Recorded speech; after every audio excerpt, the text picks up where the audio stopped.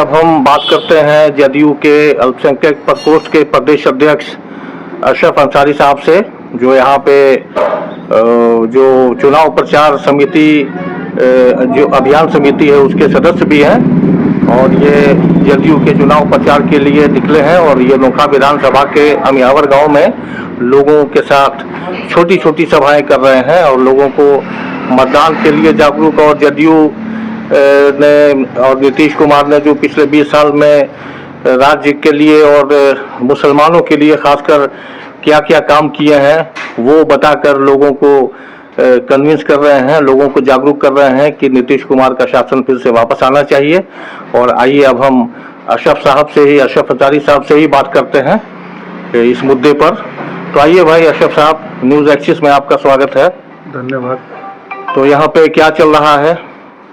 जी, यहाँ अमियावर गांव में हम आए हुए हैं। जी जी। हमारे साथ परवेज साहब हैं जी, जहूर साहब हैं, आफ्ताब साहब हैं जी, और सब लोग साथी हैं, लोग पार्टी के साथी हैं। जी जी, हम लोग खासकर अल्पसंख्यक समाज के मोहल्लों में जा रहे हैं जी जी, और उनसे ये अपील कर रहे हैं कि नीतीश कुमार जी आपके सच्चे हमदर्द हैं जी, और नीतीश कुमार जी बगैर भेदभाव किए हुए आपके सारे बुनियादी मसलों को हल कर रहे हैं। जी, आपकी कब्रिस्तानों की घेराबंदी कराई है, आपके बच्चों को तालीम दे रहे हैं, आपके बच्चों को पोशाक दे रहे हैं, आपके बच्चों को छात्रवृत्ति दे रहे हैं, आपके जो ज़ईफ़ लोग हैं उनको वृद्धा पेंशन भी दे रहे हैं, आपको बिजली 125 यूनिट बिजली भी फ्री दे रहे हैं, आपकी ख़वातीन को भी जीविका के माध्यम से आत्मनिर्भर बनाने के लिए 10-10 हज़ार रुपये भी दे रहे हैं। और इस तरह की बहुत सारी योजनाएं हैं जो बगैर भेदभाव किए हुए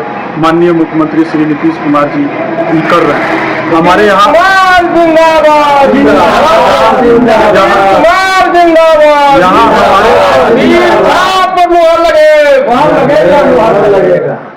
यहाँ पर हमारे पार्टी के जिला अध्यक्ष थे नगेंद्र चंद्रवंशी जी, पिछली बार भी चुनाव लड़े थे, कुछ कारणों से चूक हो गई थी। इस समाज से हम कहना चाहते हैं, अपील करना चाहते हैं कि नीतीश कुमार आपके सच्चे हमदर्द हैं। यहाँ पर आप लोग जो है नगेंद्र चंद्रवंशी जी को तीर छाप पर बटन दबाकर भारी मतों से आप विजयी बनाएंगे। नीतीश कुमार जी का हाथ मजबूत होगा और पुनः इसी तरह से बिहार में अमन शांति कायम रहेगी। सब लोगों को समान अवसर मिलेगा, किसी के साथ भेदभाव नहीं होगा और बिहार यूं ही तरक्की करता रहेगा। और नीतीश कुमार जी ने तो अपने काम से बतला दिया है और जतला दिया है कि वो किसी के साथ भेदभाव नहीं करते हैं, सबको समान अवसर देते हैं। और यही गुजारिश करने आए हैं हम लोग, और लोग इस बारी समझ रहे हैं कि नहीं, जो दूसरे सो-कॉल्ड सेकुलर पार्टियां हैं जज्बात का नारा देकर के हम लोगों को ठग लेती हैं, पर अब हम लोग छलावे में नहीं आने वाले हैं और नीतीश कुमार जी को हाथ को जरूर मजबूत करेंगे। मैं तकरीबन 3-4 दिन से विभिन्न इलाकों में घूमते हुए आ रहे हैं। कल हम परसों नरसों से हम संदेश विधानसभा में भी थे, जगदीशपुर विधानसभा में भी थे, करगढ़ होते हुए आज नोखा में आए हुए हैं। और यही नगेंद्र चंद्रवंशी जी के लिए हम लोग घर घर जाकर, गांव में जाकर के मोहल्ले में लोगों को बैठा रहे हैं, बुद्धिजीवी लोगों से, नौजवानों से, हमारी माताओं बहनों से सबसे अपील कर रहे हैं कि नगेंद्र चंद्रवंशी जी को आप लोग जिताइए और बिहार का विकास जो निर्बाध रूप से चलता है वो चलता रहे। और आने वाली नस्लें जो हैं वो भी आपको याद रखें कि नीतीश कुमार जी बिहार के लिए जरूरी थे, जरूरी हैं और जरूरी रहेंगे। नगेंद्र चंद्रवंशी जिंदाबाद, नगेंद्र चंद्रवंशी को जिंदाबाद, जिंदाबाद, जिंदाबाद। एक बात बताइए कि जदयू के सांसदों ने वक्फ बिल जो आया था उसका समर्थन कर दिया और नीतीश कुमार भी इसके समर्थन में ही रहे, उन्होंने इसके खिलाफ पे कुछ नहीं बोला। इसको लेकर मुसलमानों में काफ़ी आक्रोश था उस वक्त भी और अभी भी ऐसी चर्चा होती है। तो इस पर आप कैसे लोगों को कन्विंस कर पाएंगे, मुसलमानों को, वक्फ बिल पर जो जदयू ने समर्थन किया? देखिए, सरकार जो भी चलती है गठबंधन की होती है। 7 ऐसे मामले थे जो हमारी पार्टी ने सुझाव दिए थे, जिसमें 5 सुझाव मान लिया गया था। सिर्फ इसमें 2 सुझाव ऐसे थे जो गठबंधन और पार्टियां भी थी, सिर्फ एक जदयू की वजह से सरकार नहीं चलती है, उसमें सुझाव दिए थे, वही बात जो है ना सुप्रीम कोर्ट ने पकड़ा और सुप्रीम कोर्ट ने वर्डिक्ट दे दिया। नीतीश कुमार जी ने तो यहाँ अल्पसंख्यक जो आपके वक्फ बोर्ड की जमीनें थी उनको संरक्षित किया है। आप देखिए कि वहाँ छात्रावास बनाया है, वहां पर स्कूल बनाया है, हमारी पार्टी ने तो किया। और नीतीश कुमार जी से सच्चा हमदर्द कौन हो सकता है मुसलमानों का? आप देखिए उनके सारे बुनियादी मसलों को हल किया है। और आप एक बताइए 9,500 कब्रिस्तानों की घेराबंदी कराई है आपने। अंजुमन इस्लामिया हॉल जर्जर स्थिति में है, वहां पे 100 करोड़ रुपए लगा करके उस बिल्डिंग को बनाया है, पटना का। और वहां पर जज हमारे समाज में जजों की कमी थी, माननीय मुख्यमंत्री श्री नीतीश कुमार जी को लगा कि इस समाज में जजों की कमी है, तो कोचिंग करके लॉ स्टूडेंट को जो लोग हैं उनको कोचिंग दे करके जज बनाने का काम कर रहे हैं। आप देखिए हज भवन जो बनाया, अब्दुल कयूम अंसारी और गुलाम सरवर भवन बनाया और उसमें कोचिंग करा करके हमारे अल्पसंख्यक समाज के बच्चों को खाना प्रभारी बना रहे हैं, बीडीओ बना रहे हैं, सीओ बना रहे हैं, सीडीपीओ बना रहे हैं, एसपी बना रहे हैं, डीएसपी बना रहे हैं। और सबसे बड़ी बात कि जो लोग आरंभिक परीक्षा पास कर लेते हैं, जो गरीब घर के बच्चे लोग होते हैं, उनके पास संसाधन की कमी होती है, बीपीएससी के लिए 50,000 रुपए प्रोत्साहन राशि देते हैं। जो यूपीएससी का प्रारंभिक परीक्षा निकाल लेता है उसको 1 लाख रुपया देते हैं कि वो तैयारी करके और वहां पर वो अपने लक्ष्य को हासिल कर सके। तो नीतीश कुमार जो बुनियाद से लेकर के आप देखिए सबसे पहले अल्पसंख्यक समाज के लिए कि बच्चे आगे पढ़ जाएं, उनके लिए उन्होंने 10,000 रुपए मैट्रिक में छात्रवृत्ति रखा, स्कॉलरशिप दिया कि आगे उनके माँ बाप को दिक्कत नहीं हो और जो होनहार बच्चे हैं वो आगे पढ़ सके। आप देखिए स्टूडेंट क्रेडिट कार्ड दिए हैं 4 लाख बच्चे कि जो बच्चे जो ड्रॉप आउट 7वीं 8वीं 9वीं में ड्रॉप आउट करके किसी गैरेज में काम करने लग जाते थे, किसी छोटे वर्कशॉप पे काम करने लगते थे, किसी दुकान पे काम करने लग जाते थे या दिल्ली मुंबई कलकत्ता उधर चले जाते थे, उन बच्चों को भी स्टूडेंट क्रेडिट कार्ड दे करके उनको इंजीनियर बना रहे हैं, डॉक्टर बना रहे हैं, एएनएम जीएनएम इस तरह की पॉलिटेक्निक इंजीनियरिंग पढ़ा रहे हैं और डिप्लोमा दिला रहे हैं। और ये लोग सभी लोग अच्छा हुनर सीख रहे हैं। मुस्लिम समाज के लिए तो हुनर का प्रोग्राम भी चलाया, तो क्या नहीं किया अल्पसंख्यक समाज के लिए नीतीश कुमार जी ने? एक बात बताइए कि केंद्रीय मंत्री हैं गिरिराज सिंह, अभी एक सभा में उन्होंने कहा कि नमक हरामों का वोट नहीं चाहिए। ये नमक हराम किसको कह रहे हैं वो?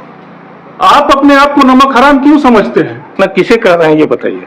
वो जो हमारे नेता कभी इस तरह की बात नहीं करते हैं।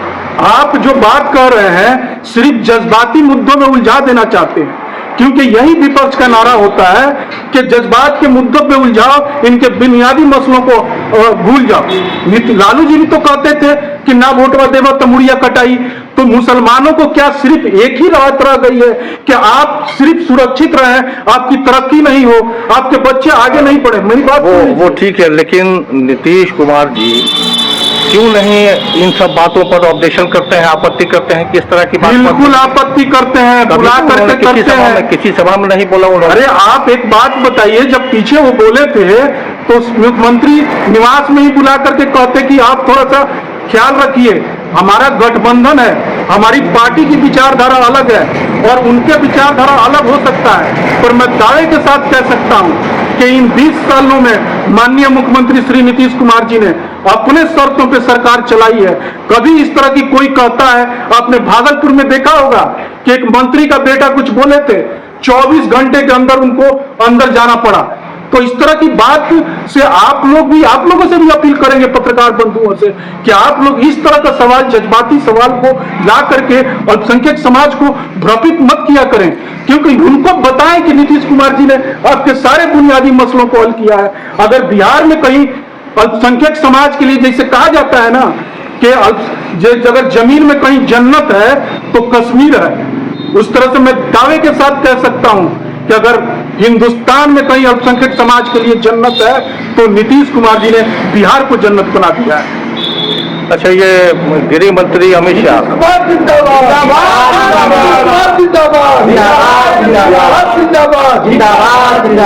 गृह मंत्री अमित शाह ये आमतौर से हर सभा में घुसपैठिया शब्द का इस्तेमाल कर रहे हैं। ये प्रतीक के तौर पर किसके लिए इस्तेमाल कर रहे हैं? जबकि कोई घुसपैठिया का वर्ग तो सामने आया अच्छा, नहीं। एक आपसे मैं बता रहा हूँ, आप मेरी पार्टी से सवाल पूछिए, उसके संदर्भ में सवाल पूछिए। आप जब ये सब सवाल आपको पूछना है तो इसके लिए अधिकृत हमारे माननीय मुख्य प्रवक्ता नीरज सिंह जी हैं, आप उनसे बात कर लीजिएगा। फिर भी मैं आपके सवाल का जवाब देना चाहता हूँ कि घुसपैठिया किसको कहते हैं। बांग्लादेश का बॉर्डर देख लीजिए, आप एक नदी पार कीजिएगा, उसके बाद से लोग इधर से उधर जाते हैं, ठीक है, तो उस तरह का कोई आया होगा तो उसके लिए इस्तेमाल किए होंगे। तो उसमें कह रहे आप पूरे मुसलमानों को इसके लिए दोषी बनाना चाहते हैं। साहब अभी SIR हुआ, क्या हुआ? आपका नाम क्या हुआ? मेरा जवाब दीजिए। उसमें कितने घुसपैठी आई है? आपका पता, आपका नाम क्या हुआ? मेरा नाम खुसरू परवेज है। खुसरू परवेज साहब, आपके गांव में कितने SIR में नाम कट गए? आपसे मैं सवाल पूछना चाहता हूं। मैं ये जानना चाह रहा हूँ, देखिए SIR में कितने घुसपैठिए सामने आए कि आज भी गृह मंत्री SIR खत्म होने के बाद भी गृह मंत्री घुसपैठिया शब्द का इस्तेमाल करते हैं। और आप ऐसा क्यों नहीं सोचते हैं कि मुसलमानों के जज्बात को ठेस पहुंचेगा? मुसलमान तो सिर्फ आप जज्बाती, आप वही बात कर रहे हैं। हमेशा आपको बताना चाहते हैं, देखिए कि जिस लालू यादव ने, जिस लालू जी ने, मुझे लगता है भागलपुर दंगाई को, सबसे बड़े दंगाई कामेश्वर यादव को सोनपुर के मेले में मुकुट छोड़िए, पुरानी बातें और वही क्यों नहीं पुरानी बातें करेंगे। राजीव गांधी उसी सवाल इस बात का है कि बाद से आज देते हैं। आज आप देखिए खुसरू परवेज साहब, आप सुनिए, मैं आपको मुखातिब होकर नहीं, आप सवाल किए तो जवाब सुनिए। खुसरू परवेज साहब, इतिहास के पन्नों में जाके जज्बाती मसलों में उलझा करके मुसलमानों को बरगलाने का आप जैसे कुछ लोग काम करते हैं, वो काम बंद होना चाहिए। नीतीश कुमार के काम पे बात कीजिए, उन्होंने 20 साल में कौन सा एक कर्फ्यू लगने दिया? और सारे जो ये लोग खौफ की सियासत करके वो करना चाहते हैं, वोट लेना चाहते हैं। मुसलमान इस बारी समझ गया है। अब मैं अल्पसंख्यक समाज से कहना चाहता हूं कि आप जांचिए और परखिए, और आपके लिए बेहतर है, कौन बेहतर है उसको वोट कीजिए। जज्बात में मत आइए, सिर्फ जज्बात का हवा मिठाई मत खाइए। देखिए अशरफ साहब, किसी भी सवाल का जवाब इतिहास के पन्नों में खो के नहीं दिया जा सकता। वर्तमान हालात क्या हैं, आप उन पर भी तो बात कर सकते हैं। और वर्तमान हालात में कर रहे हैं, अभी जो विधानसभा का चुनाव चल रहा है, उन सभाओं में गृह मंत्री घुसपैठिया शब्द का इस्तेमाल कर रहे हैं। विधानसभा में आए थे, विधानसभा में आए थे। सिर्फ हमारे विधानसभा से क्या मतलब है? पूरे विधानसभा की बात, पूरे बिहार विधानसभा में हो रहा है। एक मिनट, आप मेरा सवाल सुनिए आप। और SIR जब हुआ, SIR तो कंप्लीट हो गया, निर्वाचन आयोग ने घुसपैठिया का कोई डाटा भी नहीं दिया। तो आप निर्वाचन आयोग से पूछिए ना, तो फिर आप जाइए उस पर निर्वाचन आयोग, तो फिर जो हमारे गृह मंत्री हैं, हमारे मुख्यमंत्री की बात कीजिए। निर्वाचन आयोग से क्यों नहीं सवाल? आप हमारे मुख्यमंत्री श्री नीतीश कुमार जी के बारे में बात कीजिए। नीतीश कुमार जी गठबंधन में है उनके साथ। पहले का आप देखिए, हमारी अपनी पार्टी की आइडियोलॉजी है, किसी और पार्टी की दूसरी आइडियोलॉजी हो सकती है। हमारे नीतीश कुमार जी का अपना आइडियोलॉजी है। और आप जो बात कर रहे हैं, आप बुरा मत मानिएगा खुसरू परवेज साहब, आप बिल्कुल महागठबंधन का जो जज्बाती मसला है उसको उलझाने की कोशिश कर रहे हैं। अब हम आपके मसले की बात करते हैं। हाँ बोलिए। एनडीए गठबंधन के लोग मांग कर रहे हैं कि जब ये इंडिया गठबंधन की सरकार में आप घोषित करिए उप मुख्यमंत्री किसी मुसलमान का चेहरा। तो ये बताइए कि एनडीए गठबंधन में अगर नीतीश कुमार के नेतृत्व में सरकार बनेगी तो क्या नीतीश कुमार जी कोई मुस्लिम चेहरा घोषित करने जा रहे हैं? आप तेजस्वी यादव जैसे सवाल कीजिए। 18% मुसलमानों को सुनिए ना, क्या किसको घोषित किया है? वो तो 2% वाले को घोषित किया है। आप 14% हो करके 18% वाले को आप घोषित नहीं करते हैं। इतने बड़े बड़े लीडर हैं, आप उसको घोषित नहीं करते हैं। आपका सवाल गलत है।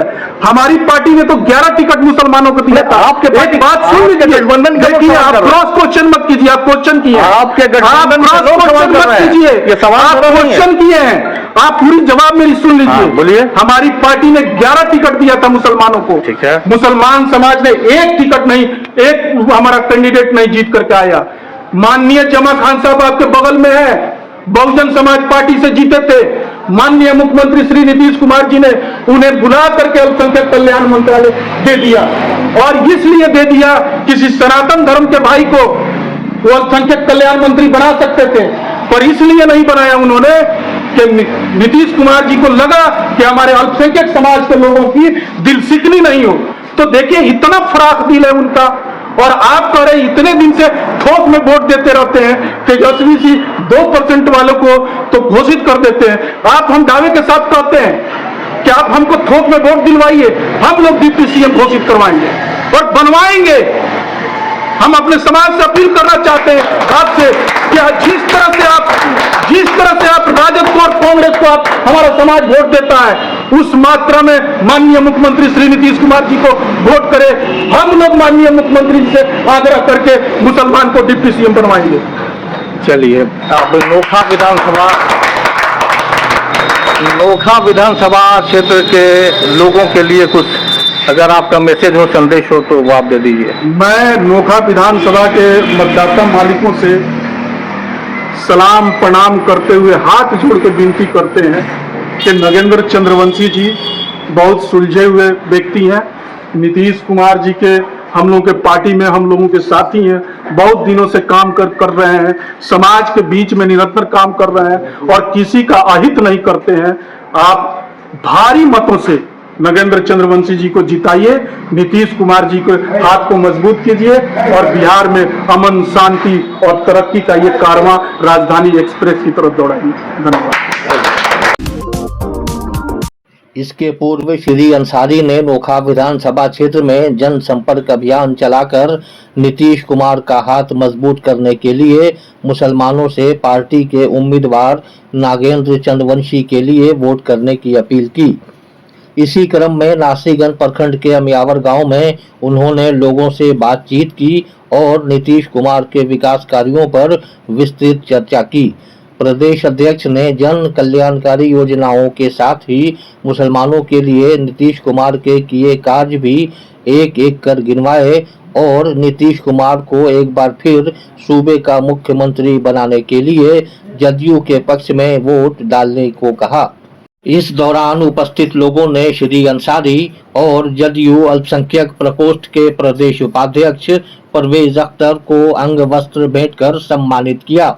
मौके पर जदयू के जिला उपाध्यक्ष मीनू सिंह, अल्पसंख्यक प्रकोष्ठ के प्रखंड अध्यक्ष मोहम्मद जहूर अंसारी, उपाध्यक्ष नौशाद आलम, दावत प्रखंड अध्यक्ष आफ्ताब आलम, अनीस रहमान, अजय चंद्रवंशी और अशोक कुमार इत्यादि उपस्थित थे। ऐसी और खबरों के लिए हमारे चैनल को सब्सक्राइब करें और यह खबर कैसी लगी हमें कमेंट करके अवश्य बताएं। धन्यवाद।